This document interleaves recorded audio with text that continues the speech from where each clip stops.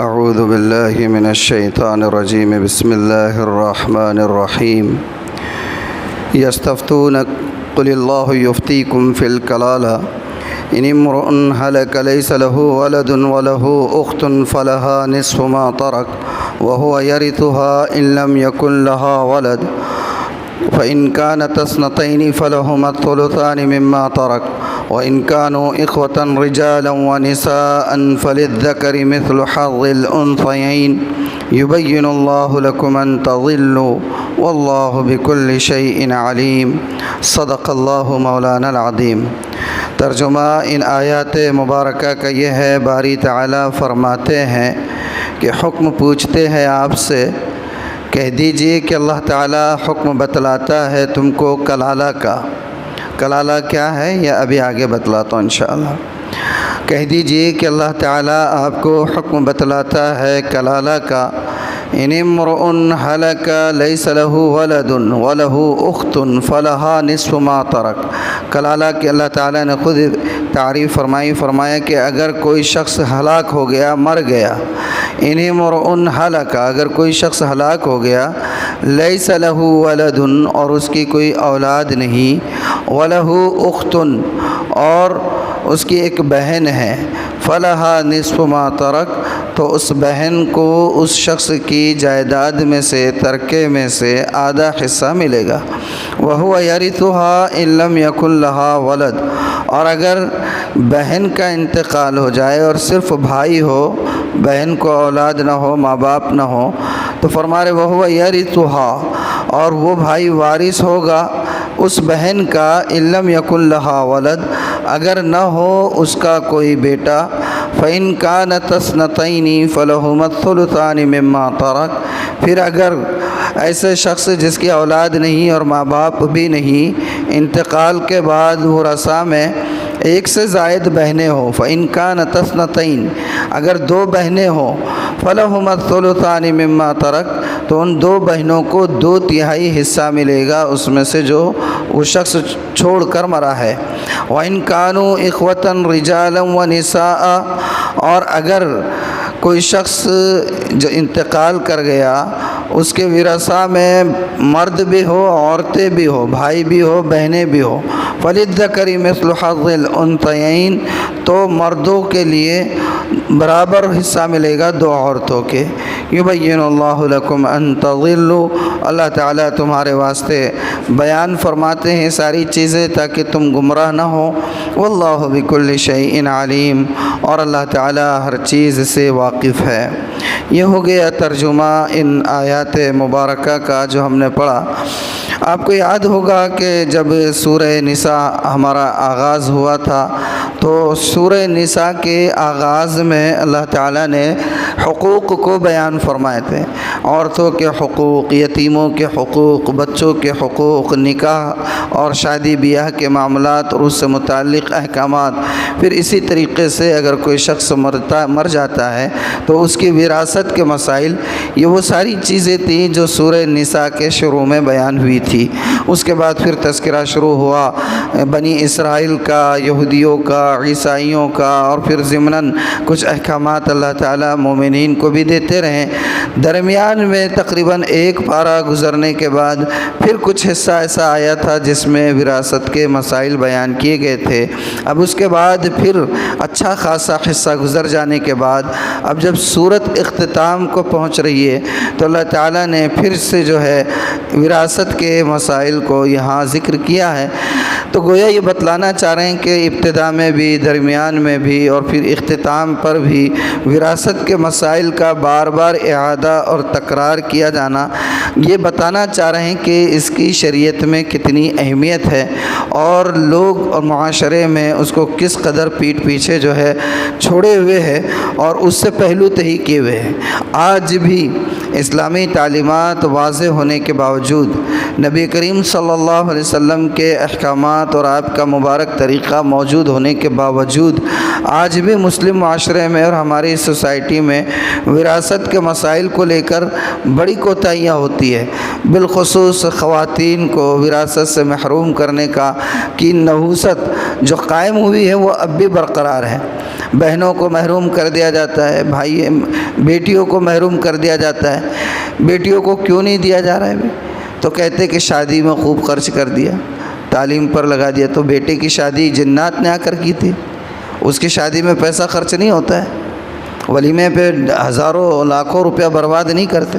اور اب تو عقد سے زیادہ، اب تو عقد کی تقریبات اب کسی حد تک جو ہے تو الحمدللہ کم ہوتی آ رہی ہے، اور ولیمے کی تقریبات بڑھتی چلی جا رہی ہیں۔ جہاں پر 100 لوگوں کو بلا سکتے ہیں وہاں 1000 لوگوں کو بلایا جا رہا ہے، جہاں 1000 کو بلایا جاتا ہے وہاں 5-5 ہزار کی لسٹ بنائی جا رہی ہے۔ تو یہ پیسہ کہاں سے خرچ ہوا ہے؟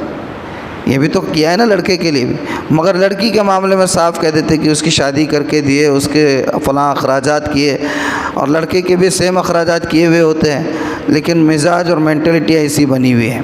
تو بہرحال آج جو مسئلہ اللہ تعالیٰ یہاں پر بیان فرما رہے ہیں وہ مسئلہ تھا کلالہ کا۔ کلالہ کون؟ کہا کہ ایسا شخص جس کا انتقال ہو تو نہ اس کے ماں باپ زندہ ہو اور نہ ہی اس کی کوئی اولاد زندہ ہو، اولاد بھی نہیں ہے، ماں باپ بھی نہیں ہے، تو اس کے ترکے کے وارث کون ہوں گے؟ کہا کہ اگر اس کے بھائی اور بہنیں ہیں تو وہ اس کے حقدار ہوں گے، بھائی اور بہنیں حقدار ہوں گے۔ وہی بتلایا، فرما رہے ہیں کہ پوچھتے ہیں آپ سے اللہ تعالیٰ، کہہ دیجئے کہ اللہ تعالیٰ آپ کو حکم بتلاتا ہے کلالہ کا۔ اگر کوئی مرد مر گیا اور اس کی کوئی اولاد نہیں ہے اور اس کی بہن ہے تو بہن کو اس کے پورے ترکے میں سے آدھا حصہ ملے گا۔ کتنا ملے گا؟ آدھا۔ پھر بقیہ آدھا جو رہے گا وہ دور کے رشتہ داروں میں وغیرہ میں تقسیم کیا جائے گا۔ اور یہ ساری تقسیم ہمیشہ یاد رہے، وراثت کے مال کی ترکے کی تقسیم چوتھے نمبر پر آتی ہے۔ پہلے 3 امور ہوتے ہیں جن کی ادائیگی ضروری ہے، اور یہ بات میں کئی مرتبہ اس سے پہلے بتا چکا ہوں۔ مطلب یہ ہے کہ میت کا اگر انتقال ہو تو اس کے ترکے میں سے سب سے پہلے تو اسی کے تدفین، تکفین، تجہیز کے اخراجات نکالے جائیں گے۔ نمبر 2 پر اس کے اوپر اگر کسی کا قرض ہے تو وہ قرض اس سے منہا کیا جائے گا، وہ قرض اس سے ادا کیا جائے گا۔ پھر اگر اس میں ترکے میں پوری دولت جتنی، وہ پوری دولت بھی اگر قرضے میں چلی کیوں نہیں جاتی، لیکن قرض پہلے ادا کرنا ہوگا۔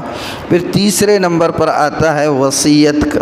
وصیت اگر اس نے کی ہے تو وصیت کو پورا کیا جائے گا، لیکن جائز وصیت ہو۔ وصیت کیسی ہونی چاہیے؟ جائز وصیت ہو تو اس کو پورا کیا جائے گا۔ ایسی کون سی بھی اوٹ پٹانگ وصیت کر کے مر گیا تو ویسی وصیت نہیں کی جائے گی۔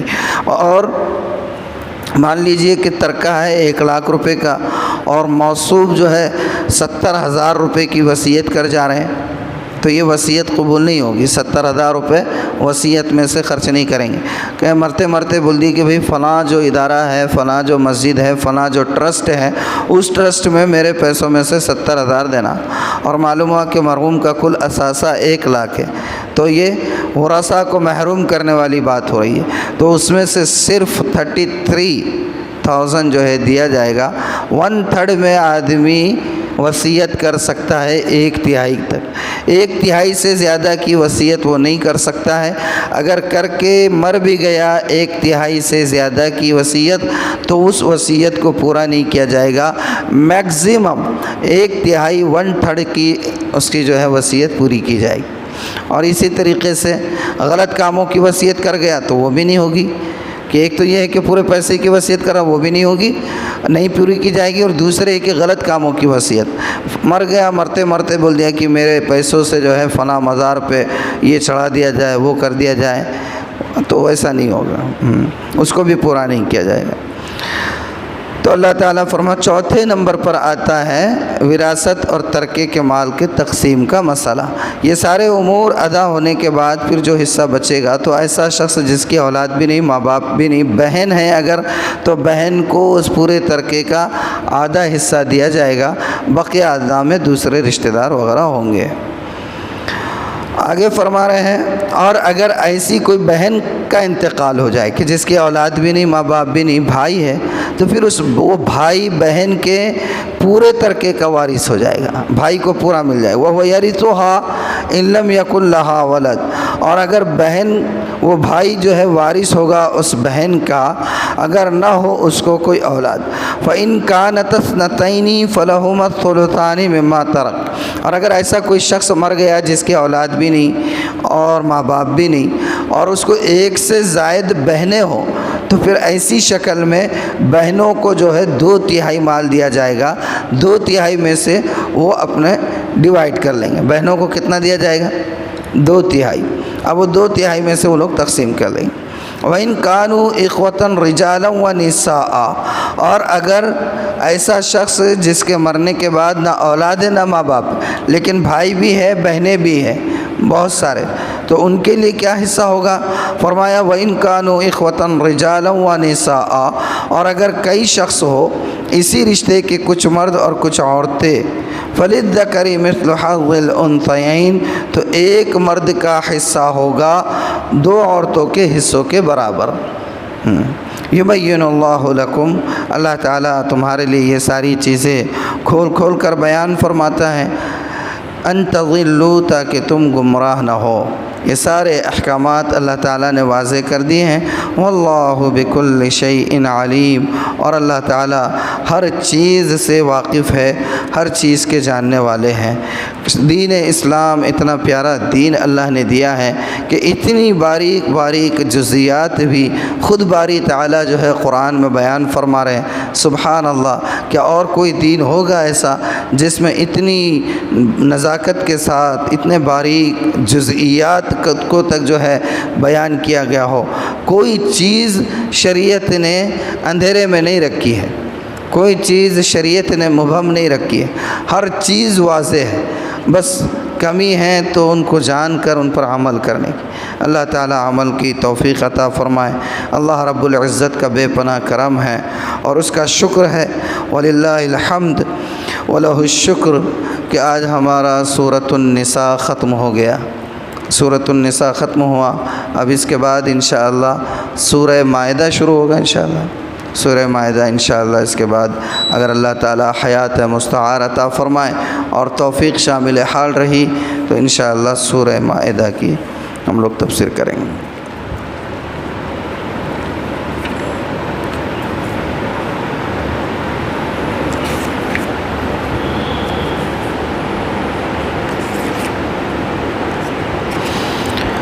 حالت احرام میں شوہر سے دل لگی کرنا۔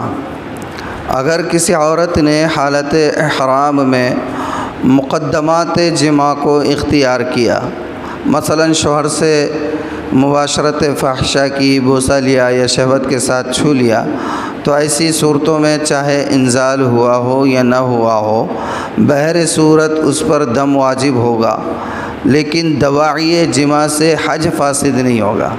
ایسا کام کر لیا جس کی وجہ سے آدمی کو جذبات پر قابو نہ رہے تو دم واجب ہو جائے گا۔ عورت نے اگر ایسا کام کیا تو دم واجب ہو جائے گا، لیکن حج تو ہو جائے گا الحمدللہ، دم واجب ہوگا، لیکن صرف مقدمات کی حد تک۔ اور اگر معلوم ہوا کہ آخری انجام پہ پہنچ گئے تو وہ مسئلہ الگ ہے۔ ٹھیک ہے، اللہ تعالیٰ عمل کی توفیق عطا فرمائے۔ سبحان اللہ وبحمدہ، سبحانک اللہم وبحمدک، نشہد ان لا الہ الا انت، نستغفرک ونتوب الیک۔ سبحان ربک رب العزت عما یصفون، وسلام علی المرسلین، والحمد للہ رب العالمین۔